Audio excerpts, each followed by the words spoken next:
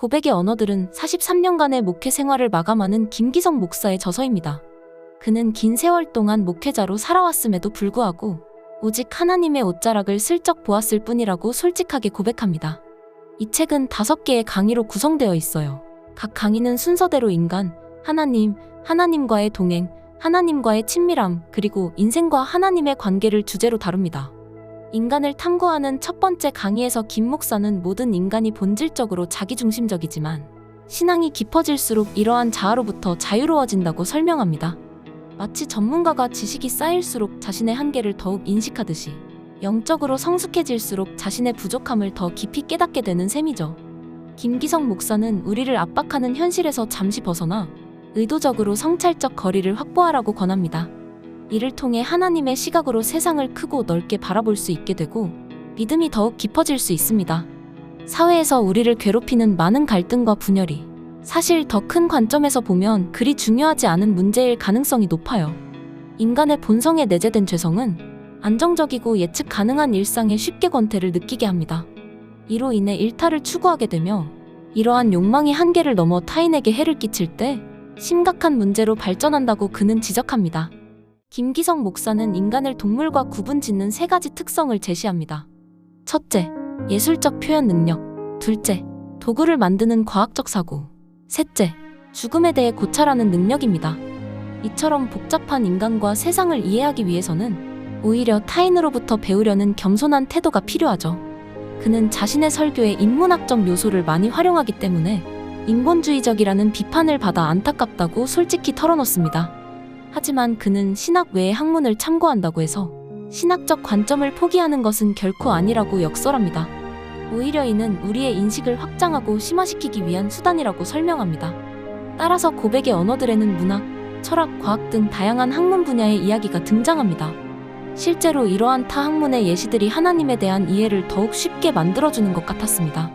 김기성 목사는 자신의 젊은 시절 많은 방황을 겪었음을 고백하며 인간의 본질적 특성인 불안이라는 숙명에 대해 논합니다. 대다수의 인간이 진정한 안식을 누리지 못한 채 불안 속에서 삶을 영위하죠. 그는 성 아우구스티누스의 고백록에서 언급된 우리의 마음이 하나님 안에서 안식할 때라야 비로소 인간의 불안이 잦아든다는 구절을 인용합니다.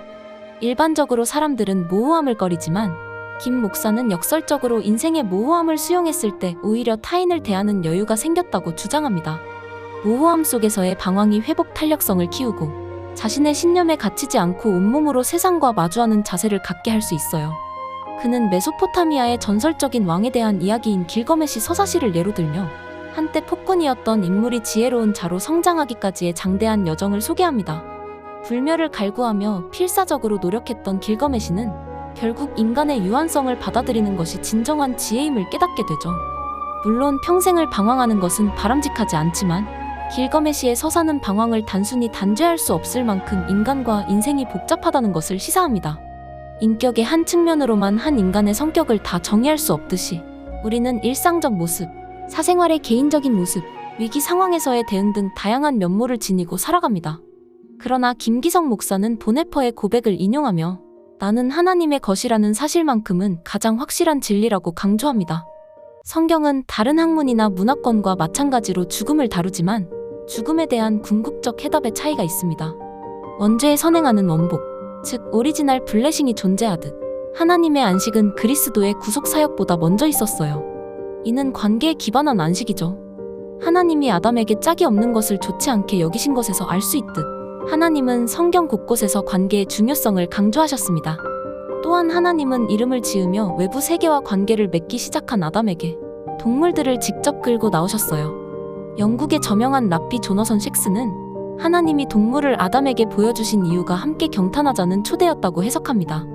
하나님의 기쁨에 동참할 때 우리는 비로소 인간의 본질을 더 깊이 이해하게 됩니다. 현대의 바쁜 일상 속에서 우리는 경탄의 순간을 놓치고 있을지도 모릅니다.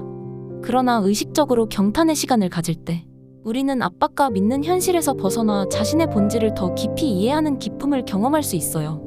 하나님이 의도하신 관계 중심의 안식은 인간이 서로에게 귀속된 존재임을 상기하고 평등한 관계임을 인식하는 데에 있습니다. 김기성 목사는 진정한 인간성이란 서로를 지배하거나 경쟁하는 것이 아니라 상호 의존성을 인정하고 받아들이는 것이라고 강조합니다.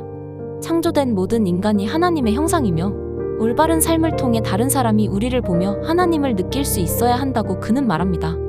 이렇게 첫 번째 강의에서 인간의 다양한 측면을 다루면서 김기성 목사는 인간의 복잡성을 인정하고 타인과 자신의 방황에 대해 관용적인 태도를 가질 것을 권합니다. 또한 인생의 불확실성을 용기 있게 받아들이며 자신이 하나님께 속한 존재임을 인정하는 동시에 타인을 하나님의 형상으로 존중할 것을 도전합니다. 이어지는 강의에서 김 목사는 43년간의 목회 경험을 통해 얻은 깊이 있는 통찰로 하나님에 대해 그리고 하나님과 동행하며 인간의 본질을 탐구하는 여정에 대해 이야기합니다. 불안이 만연한 세계에서 어떻게 신앙생활을 해왔는지 자신의 경험을 나누는 모습이 참 귀합니다. 그는 서로를 지배하고 영향력을 행사하려는 세상에서 벗어나 하나님이 기뻐하시는 일에 동참하자고 호소합니다. 하나님께서 당신의 아들을 인류에게 최고의 선물로 아낌없이 주신 것처럼 우리 또한 자신을 타인에게 선물로 줄 때 진정한 삶의 의미를 찾을 수 있지 않을까요? 서로의 이야기에 귀 기울일 때 우리의 인생은 더욱 풍성해질 것입니다. 김기석 목사의 고백의 언어들 추천합니다.